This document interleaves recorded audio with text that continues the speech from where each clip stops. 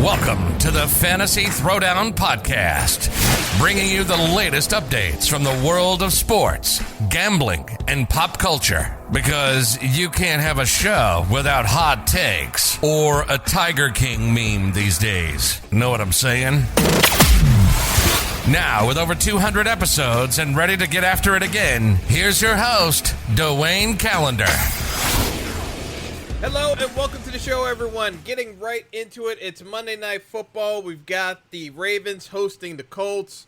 Ravens are 7.5-point favorites. The line is at 46.5. Here's the thing, and Ravens games are always hard to call because they are such a unique team because they run the ball so much with Lamar Jackson that, again, you have to kind of think about what's the win condition for these teams. For the Ravens, it's going to be predicated on Lamar running the ball and then passing to players because they've duped teams into buying into the run. So it makes it incredibly hard.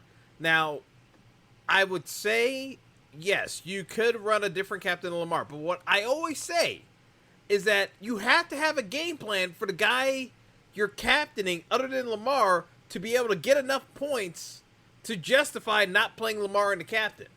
The only guy I can make a case for tonight is Mark Andrews. And that's because Mark Andrews got priced all the way down to $6,600 on DraftKings. He's $12K. Like, FanDuel, obviously, the MVP spot doesn't matter. He's $12K. It doesn't make any sense. Just pay Lamar $17K on FanDuel, call it a day.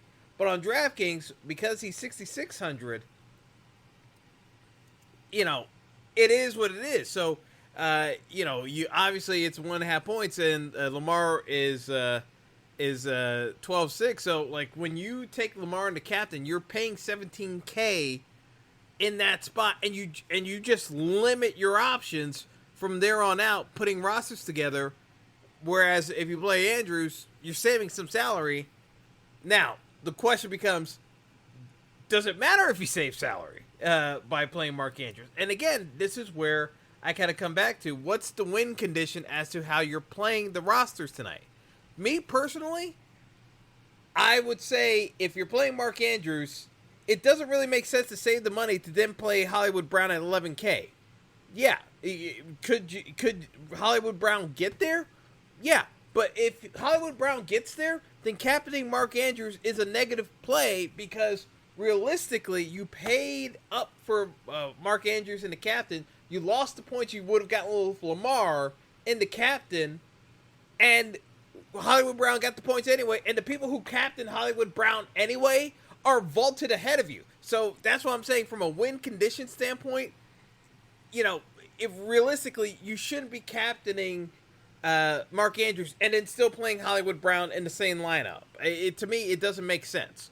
So the way I would do it is if you're playing Mark Andrews as the captain and you have Lamar Jackson, I would just run a bunch of Colts players with it. I would say Michael Pittman, even though he's $9K, put him in the lineup. Nyheim Hines, $5,600, put him in the lineup. And then run the kickers.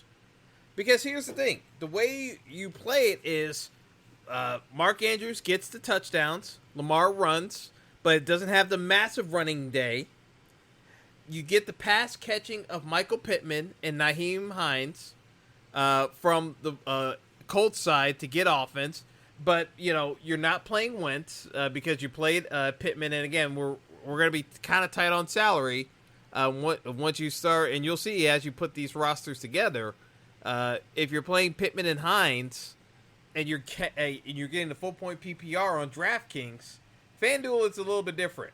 But for DraftKings, I'm saying if you play Pittman and Hines and you're getting the full point PPR per reception, and it's just dump off passes, you get the points, and it's not like Wentz is throwing for a ton of yardage, so you're okay with fading Wentz, and then you take the kickers because Justin Tucker can easily get double-digit points. Rodrigo Blankenship, another kicker who's had double-digit points almost every single week this year because the Colts have been moving the ball, just not getting a ton of points. Good for points. So you can play the kickers. Normally, I would say only play one kicker. Tonight, you might be able to just get away with playing both kickers, in my opinion. So you kind of go about it that way. And then in terms of another building block player, I would say look at Tyson Williams. He's looks to be active tonight, and he's only 1,200. So Le'Veon Bell got deactivated. So it's going to be Hines. It's going to be I think it's Devonta Freeman again tonight for 400. But the thing is, they wouldn't be. I mean, Devonta is basically the third string running back that they use for emergency. So if Tyson got activated at Le'Veon's expense, Tyson's the number 2. It's not that Freeman's the number 2, if that makes sense. It's just that they use Freeman in the kind of the third down back type role sometimes. And I think with Tyson 1,200, he's going to get more carries. Is he going to get a ton of yards? No, I think he's probably only going to get about 4 or 5 carries. And maybe he breaks one and he gets 20 yards. Maybe, if you get lucky enough, he gets a red zone carry and gets in the end zone. Possibility. But that's the way I would kind of look at it. If you're looking at it for, deep shot plays, like who might get there, I mean, you could look at a Devin Duvernay at 4,800. He gets used quite a bit in gadget type plays for the Ravens, where they kind of line him up in different spots around the field, try to use him for jet sweeps and kind of other gadget plays like that. That's certainly a possibility. James Prochet had a nice day last week against the Lions, but it's the Lions, so he had 5 catches for 74 yards, and he's only 1,000 for the Ravens. Certainly fine. And, there really is not a whole lot of other pieces I'm interested in, to be perfectly honest. Like, this one's pretty straightforward. Latavius Murray, not playing him. I don't care if he's technically supposed to be the lead back for Baltimore. He's 7,800. Like, in Baltimore, they're showing that they're just going to do a timeshare, and I just don't think there's enough points there. So, yeah, like I said, this one's pretty short and sweet in terms of showdown strategy.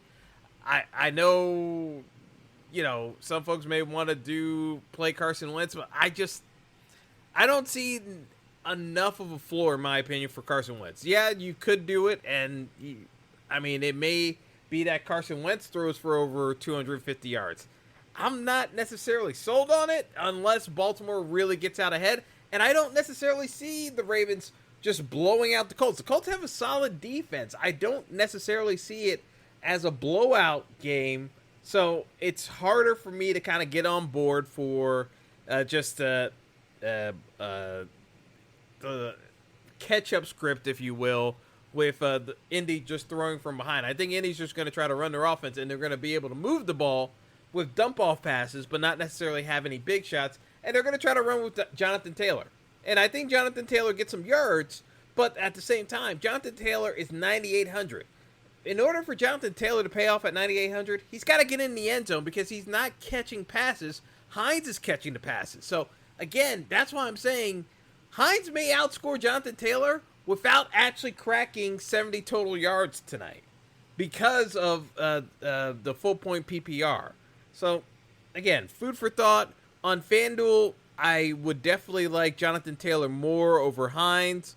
I would like Paris Campbell over a number of these receivers over there because Paris Campbell is actually the red zone target for Carson Wentz from what we've seen this year. And Paris Campbell is 6,500 on FanDuel. It makes far more sense as a play than 3,800 on DraftKings, where he's just not going to get the volume to pay off the value there compared to some of these other plays. So, like I said, try to keep this one short and sweet.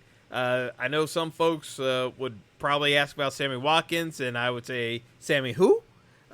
Because once Sammy Watkins gets past the first couple of weeks of the year, Sammy Watkins goes into witness protection because there's always some kind of issue where he's banged up. I know he has one of these breakout games, but it has not happened at all this year. And maybe tonight's a breakout game. And if it does happen, I'll probably get burned by it, but I just don't see myself playing Sammy Watkins tonight. I just don't see the need for it. I think there are way safer plays to go with. If you want to do it as a GPP play, by all means. I just see that as more of a trap play, and I'm not running enough lineups to justify Sammy Watkins. If I was doing 150 lineups, yeah, I can make the case for Sammy Watkins, but not with the amount of lineups I'm running tonight. So that's all I got for you folks, but hopefully that helps. Good luck tonight, and until next time. Thanks for listening to the Fantasy Throwdown Podcast. Be sure to like and subscribe to the show on Apple Podcasts, Google Podcasts, and all other major outlets.